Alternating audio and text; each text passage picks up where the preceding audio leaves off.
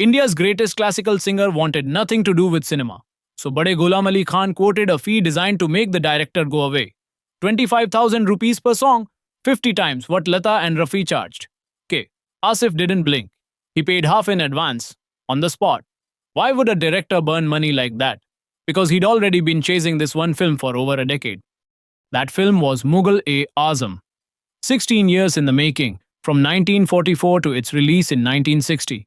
The most expensive Indian film ever made at that point, somewhere between 1 crore and 1.5 crore rupees. Even the sources argue about the exact number. And it wasn't a gamble on some small experiment. The finished film ran 3 hours and 17 minutes. 66 years later, it still holds an 8.1 on IMDb and a 93% critics score. But here's the thing everyone remembers wrong.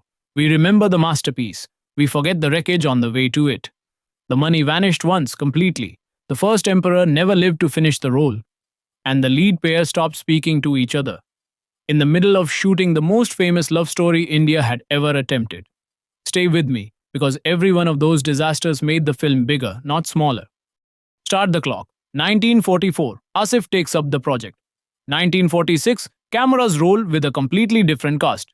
Chandramohan as Emperor Akbar, Nargis as Anarkali. Then history itself intervened. 1947, Partition. The financier Shiraj Ali Hakim left for Pakistan, and the money went with him. 1949, Chandramohan died. No funding, no Akbar. Most directors would have buried the project. The industry assumed exactly that. A film with no money, no emperor, and a director who refused to compromise had no business surviving. Asif did not bury it, he waited. In 1950, construction magnate Shahpurji Palonji agreed to finance a full restart. Think about what that restart meant. Scrap the old footage, recast every major role, begin again from zero. New cast, Prithviraj Kapoor as Akbar, Dilip Kumar as Prince Salim, Madhubala as Anarkali. 6 years gone, and the real spending hadn't even begun. How do you burn 1.5 crore in the 1950s? Like this. 500 shooting days, in an era when a normal film wrapped in 60 to 125. Some sequences ran up to 14 cameras at once. The Sheesh Mahal set, the Palace of Mirrors, was 150 feet long and 35 feet high, took 2 full years to build and cost over 15 lakh rupees. 2 years.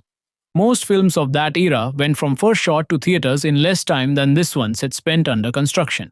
For the war scenes, Asif borrowed the actual Indian army, 8,000 troops, 2,000 camels, 400 horses, mostly from the Jaipur cavalry.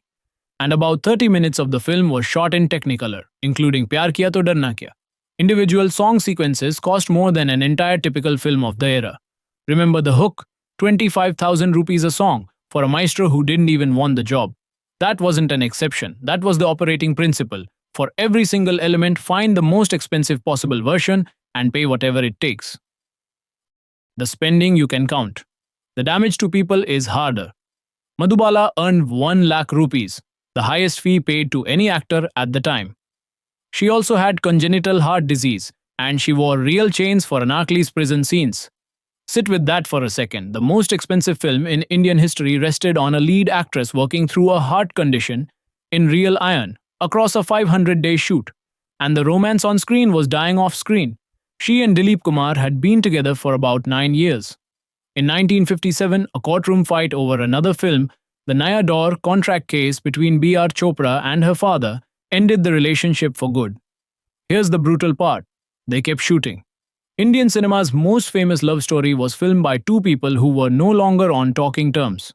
Watch those scenes today, knowing that, and they change. Every longing look you see is professional discipline, performed across a personal wall of silence. Whatever the film paid them, that part they gave for free.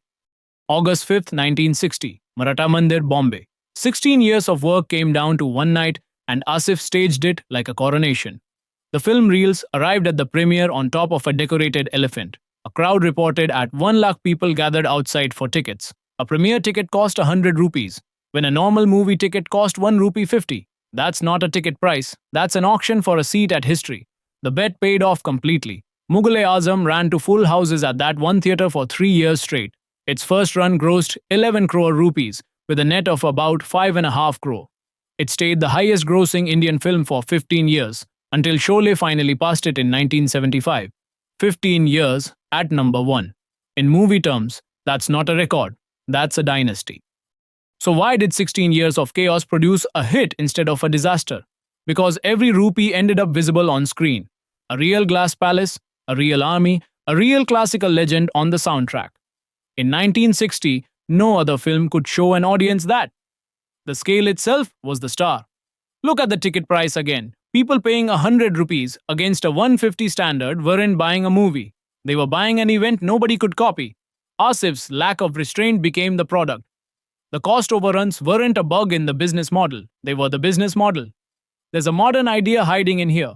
Studios today talk about the event film. A release so big you have to see it in a theater, opening week, full price. Asif was running that exact playbook decades before anyone gave it a name. Build something the market can't copy, then charge like it. And the 16 years themselves did something money can't buy directly. They made the film mythical before anyone had seen a frame. A production that survives Partition, a dead lead, a vanished financier, and a broken romance stops being a release date.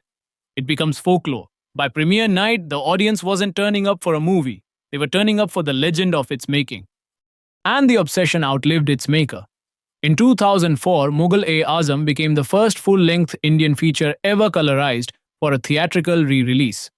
It went back into cinemas on 150 prints that November, roughly 2.5 crore rupees of restoration work.